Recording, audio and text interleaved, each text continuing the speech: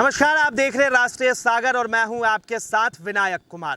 झारखंड में चुनाव हो रहे हैं विधानसभा के और इसी बीच लगातार भारतीय जनता पार्टी आरोप प्रत्यारोप लगा रही है, तो वहीं दूसरी तरफ कांग्रेस और जेएमएम भी लगातार आरोप प्रत्यारोप लगा रहे हैं। अब इसी बीच भारतीय जनता पार्टी की उम्मीदवार जामताड़ा से अपना नामांकन करती है और कांग्रेस के नेता उनके ऊपर एक विवादित बयान दे देते हैं, जिसके ऊपर लगातार घमासान मचा हुआ है। अब भारतीय जनता पार्टी की नेता है सीता सोरेन, जिनके ऊपर ये पूरा मामला चल रहा है, जिनके ऊपर पूरा ये विवादित बयान दिया गया है, जिसको लेकर लगातार झारखंड के अंदर सियासत की गर्मी तेज है और साफ तौर पर जेएमएम के राष्ट्रीय अध्यक्ष और झारखंड के मुख्यमंत्री हेमंत सोरेन की इस्तीफा तक मांग ली गई है। अब साफ तौर पे कहा जा रहा है कि हेमंत सोरेन, जिनकी भाभी सीता सोरेन है, उनके ऊपर इस तरह की आपत्तिजनक टिप्पणी, वो भी इंडिया अलायंस के पार्टी के द्वारा ही किस तरह से दिया जा सकता है, जो कि झारखंड के मंत्री भी हैं, उन्होंने इस तरह का आपत्तिजनक विवादित बयान दे दिया,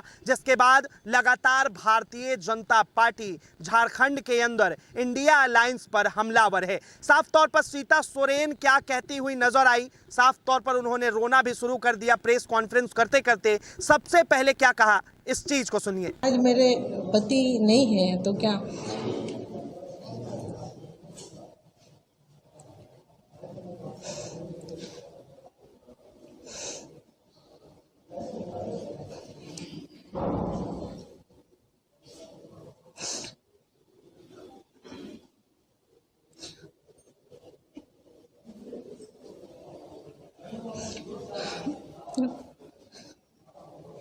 मुमकिन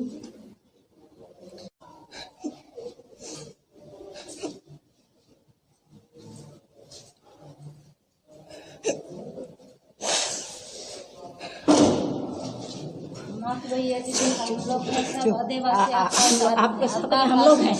आपका जब उल्लंघन हुआ, आपका बेइज्जत हुआ, तो हम लोग पूरा आदिवासी महिला का बेइज्जत हुआ।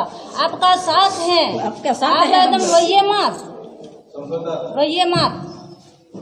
दुर्गा सोरेन होते तो उसका पहले तो बांस से उसका हड्डी पसली एक कर देते, तभी ये चुनाव होता। आज जिस तरह का काम हुआ है ये जामताड़ा जिला में, ये शर्मसार हो गया है एक आदिवासी महिला के ऊपर में बोल के। ये नहीं होना चाहिए और इस तरह का बयानबाजी जो कर रहे हैं उस पर कानूनी कार्रवाई होना नहीं किया जाएगा, नहीं माफ करेंगे।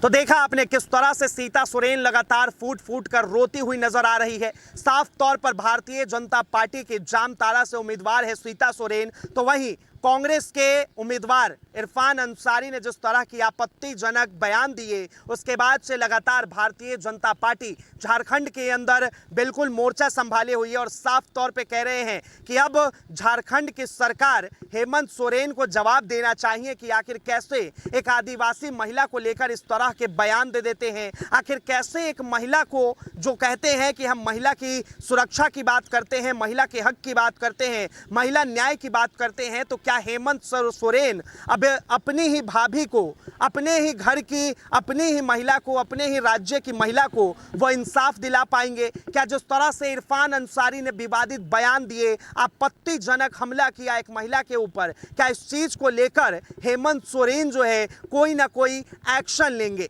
अब लगातार भारतीय जनता पार्टी के, चाहे वो कोई भी बड़े से बड़े नेता हो, वो तमाम लोग साफ तौर पे कह रहे हैं कि पूरे झारखंड के अंदर इस चीज को लेकर सवाल उठाएंगे और साफ तौर पर जिस तरह से आदिवासी महिलाओं के साथ अत्याचार हो रहा है, इसको हम बर्दाश्त नहीं करेंगे। लगातार भारतीय जनता पार्टी में जब से सीता सोरेन आई हैं, उनके बाद से लगातार उनके ऊपर कटाक्ष रहा। साफ तौर पर देखिए, सीता सोरेन जब रो पड़ी तो उनके साथ मौजूद नवादा के बीजेपी सांसद विवेक ठाकुर ने भी मोर्चा संभाला और साफ तौर पे कांग्रेस के नेता ने जो टिप्पणी की उसका आलोचना करते हुए बीजेपी के नेता ने साफ तौर पे कहा कि राज्य में इसका विरोध होगा और साफ तौर पर राष्ट्रीय अनुसूचित जनजाति आयोग यानी कि NCST ने शनिवार को इरफान अंसारी की टिप्पणी पर संज्ञान लिया और झारखंड सरकार को नोटिस भेजा है और कहा गया है कि 3 दिन के अंदर इस नोटिस में हमें जवाब दे कि आखिर कांग्रेस के नेता, झारखंड के मंत्री ने इस तरह के विवादित बयान क्यों दिए। और साफ तौर पर अब लगातार सीता सोरेन भी आवाज उठा रही है कि क्या आज अगर मेरे पति जिंदा होते तो इस तरह कांग्रेस के नेता या झारखंड के जो मंत्री हैं वो इस तरह की बोलने की हिमायत करते। लगातार अब सियासत गर्म है। साफ तौर पर इसे बीच आरजेडी के राष्ट्रीय अध्यक्ष तेजस्वी यादव ने भी झारखंड में बयान देते हुए कहा कि भारतीय जनता पार्टी झारखंड के अंदर दूर दूर तक नहीं टिक पाएगी, बल्कि इंडिया अलायंस की सरकार बनेगी और सत्ता की कुर्सी पर फिर से एक बार हेमंत सोरेन ही बैठेंगे। तो लगातार भारतीय जनता पार्टी पर कटाक्ष लगातार जारी है। तो वहीं दूसरी तरफ भारतीय जनता पार्टी ने भी सीता सोरेन का हाथ थामते हुए लगातार हेमंत सरकार की इस्तीफा मांगी है। हेमंत से कहा गया है कि आप अपनी सरकार में जिस तरह के मंत्री रखते हैं वो मंत्री महिलाओं की इज्जत करना नहीं जानते, वो मंत्री महिलाओं की किस तरह से आबरू लूटी जाती है ये सब चीजें दिखाता है। अब बहरहाल लगातार इसी बीच चंपई सोरेन ने भी एक बयान दे दिया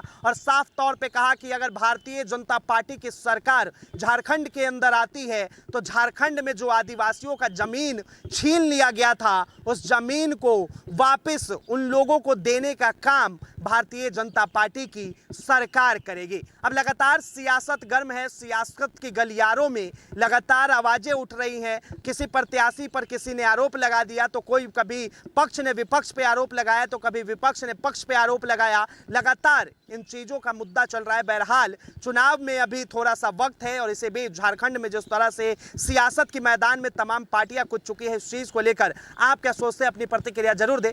फिलहाल के लिए इतना ही। कैमरा जर्नलिस्ट शानू कुमार झा के साथ मैं विनायक कुमार, राष्ट्रीय सागर, नई दिल्ली।